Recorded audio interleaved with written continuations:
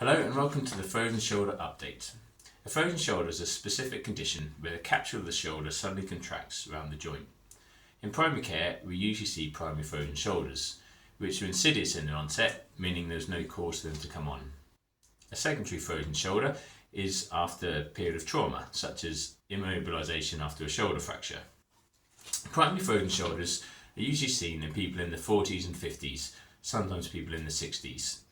They'll usually present with a lot of pain and restricted joint range, so often patients will hitch through the shoulder girdle to compensate for the lack of movement. The pain can be quite debilitating, particularly in the early stages, especially when moving away from the available joint range. The key objective examination for a frozen shoulder is external rotation.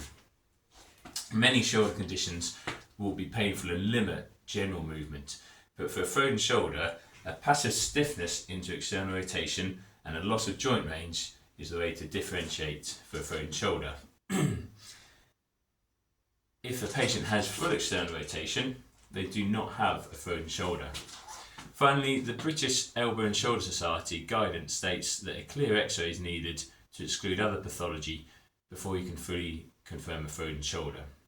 It's important to keep a frozen shoulder moving as much as possible. In the early stages, pain relief and steroid injection can be quite useful, while stretching exercises within tolerance will ensure a good recovery.